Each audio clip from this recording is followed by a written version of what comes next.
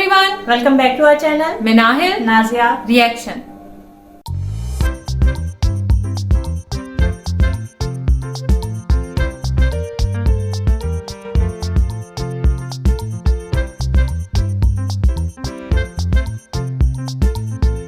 तो आज इस वीडियो पे हम रिएक्शन देने जा रहे हैं। उसका टाइटल है वीडियो का टाइटल है सऊदी से डॉलर ना मिलने पर पाकिस्तानी पत्रकार भड़के, कटोरा शरीफ सदमे में, और इनके चैनल का नेम है 9.India।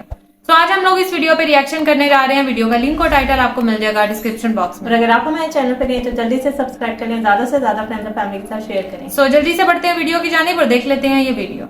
ये पहले ही कहा गया था कि सऊदी वफ्द जब आएगा तो एक वसी तर सरमायाकारी के साथ आएगा कि जब हम मुश्किल में होंगे वो हमारी मदद को आएगा। आएंगे तो फिर बड़ी इन्वेस्टमेंट की बात होगी, बड़ा कुछ होगा, ये होगा वो होगा। पाकिस्तान अजीम बनेगा, अजीम बनेगा।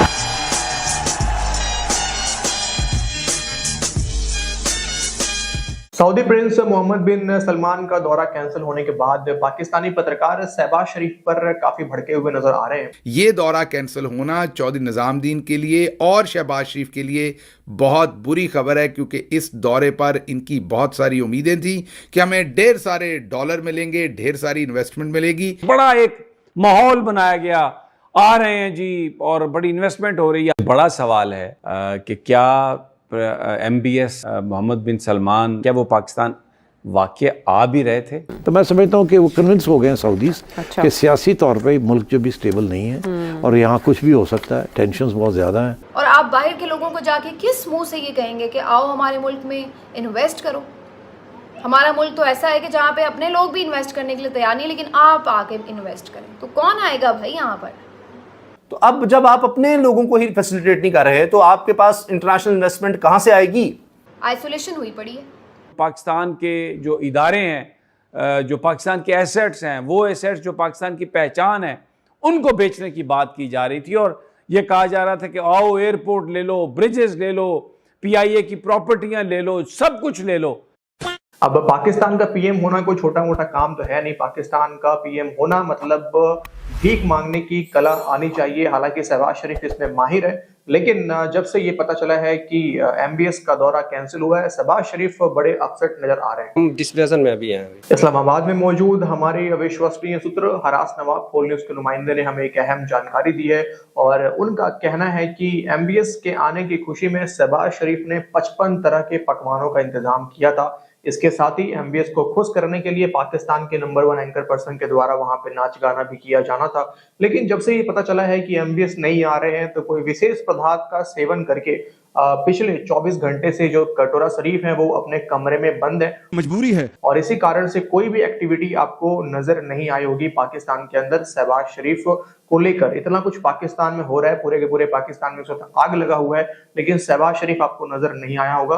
तो आप समझ सकते हैं कि कितना ज्यादा वो इस वक्त दुखी है। तो आइए पहले बढ़ते हैं दोस्तों वीडियो में आगे, लेकिन आगे बढ़ने से पहले कुछ और वीडियोस भी आपके साथ मैं लेटेस्ट अपडेट शेयर कर रहा हूं, तो इसलिए आप चैनल को सब्सक्राइब करके बेल आइकॉन को जरूर से प्रेस करिएगा ताकि आपको लेटेस्ट वीडियोस जो है वो मिलता रहे।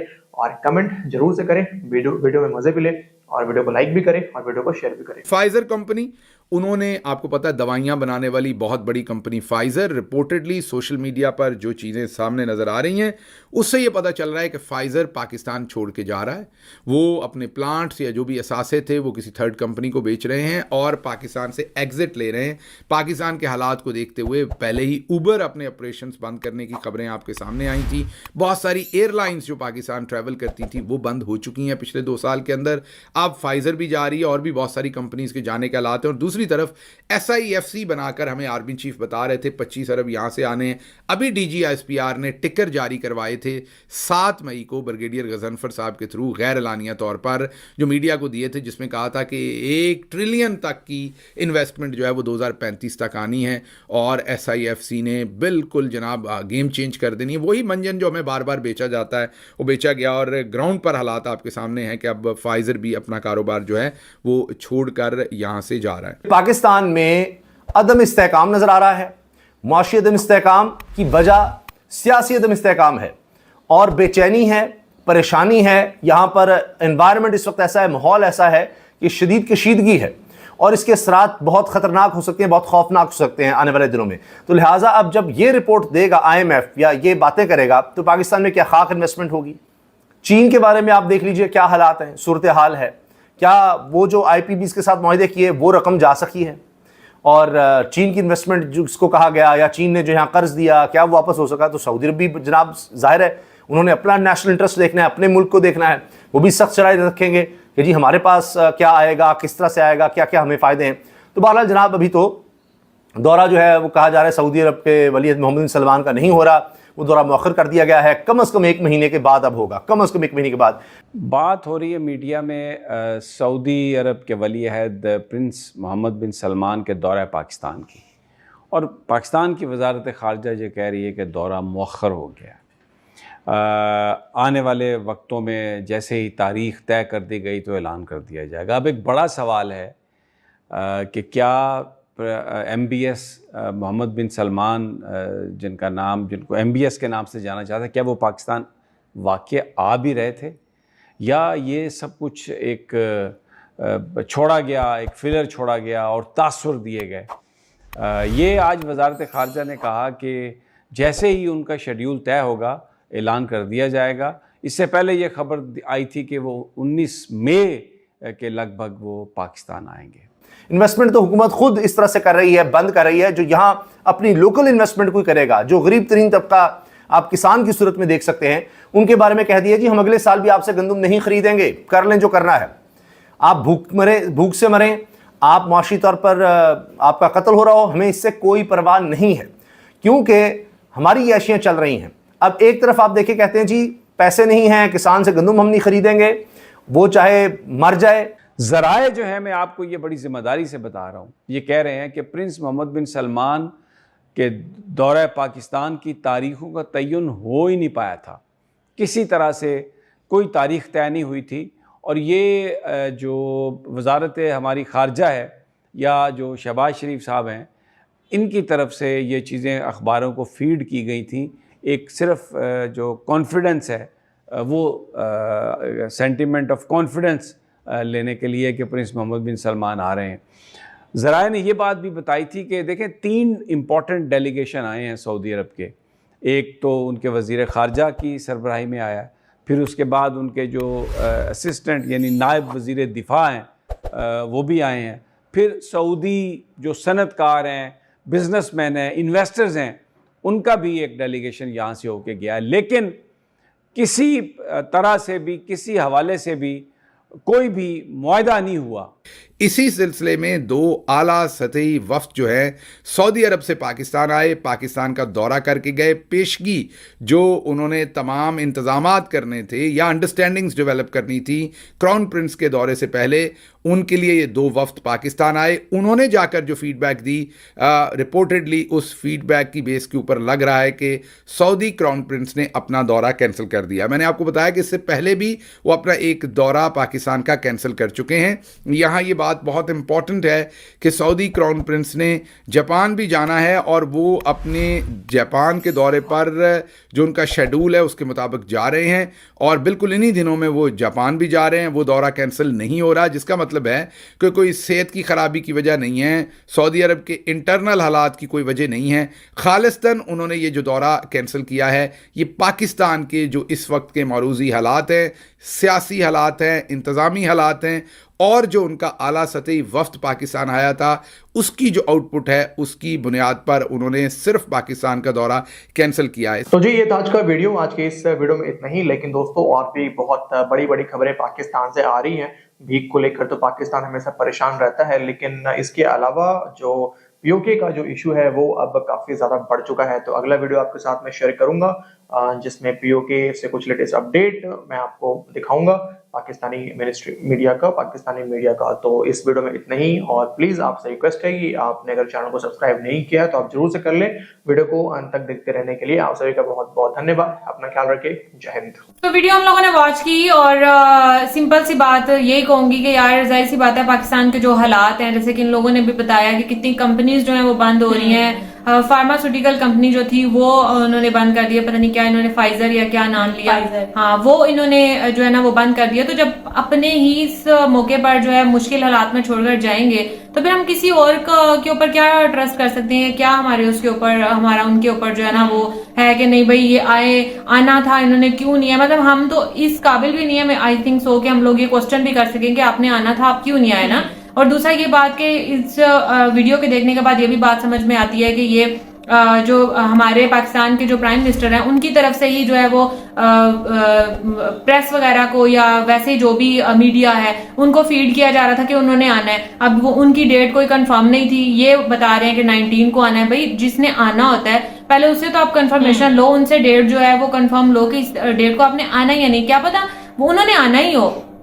ये तो भाई अजम्पशंस ही है ना कि अब वो पाकिस्तान के हालात देख के वो पीछे हो गए तो उन्होंने आना था लेकिन आए नहीं। जापान का दौरा उनका एज इट इज है, उधर वो जाएंगे लेकिन पाकिस्तान जैसे हालात हैं वो ये डर है कि मेरे से कुछ मांग ना लें या ये वैसे भी वो जो है ना मांगने के अलावा भी सऊदी अरब की तरफ से बहुत सारी सालाना डोनेशन वगैरह आती रहती है, वो सबको ही पता है। ये कोई मेरे बताने से ज्यादा पता नहीं लगना, मेरे से ज्यादा मेरे ख्याल से इंडियन लोगों को ज्यादा पता होगा क्योंकि उन लोगों को वो तो कहते हैं कि भाई आप लोग जो है वो सऊदी अरब की डोनेशन से जो है ना वो पाल रहे हो, तो ये बात तो है ही है। और बाकी रही बात ये है कि जो भी डिसीजन लो आप पहले सोच समझ के अगले बंदे से भी कंफर्म करो कि यार आप जो है ये हमें डेट बताएं, अगर ये गए हैं इनका अच्छे से वेलकम उन्होंने किया है। ऐसे तो नहीं है ना कि उन्होंने ये कहा कि भाई एक कमिंग डिफॉल्टर होने वाले मुल्क से आ गया तो भाई इसको घास भी ना डालो ये भी ना करो। और रही बात इन्वेस्टमेंट की तो मैं यही कहूंगी कि यार जब आपके मुल्क में आपके अपने लोगों को जो है ना वो थोड़ा स्टेबल होना पड़ेगा। जो यहाँ पे अभी भी जो लोग हैं जो आप उनको माफिया कह लो या आप जो हैं जो अच्छे लोग, आप अच्छे लोग भी हैं माफिया के लोग भी हैं, उनको सबसे पहले तो अपने मुल्क को स्टेबल करना होगा इन्वेस्टमेंट करके। अब मुल्क के जो वो कहते हैं ना अमीर लोग हैं वही जब छुपाने लग जाएंगे पैसे या वही जो है अपने लगाया सेटअप भी उठाने लग जाएंगे तो फिर जो है मुल्क तो अब पहले वो कहते हैं ना मुल्क तो बढ़ गया तो वो और बढ़ जाएगा। हम दूसरों के ऊपर क्या उम्मीदें रख रहे हैं? जो हमारे अपने मुल्क में जो थोड़े बहुत मिलीनियर अगर कोई बचा है तो उनको थोड़ा बहुत ये स्टेप लेना पड़ेगा। जैसे यहाँ पे इस्लामाबाद में भी एक था मलिक रियाज, अभी वो कहाँ पे है मलिक रियाज?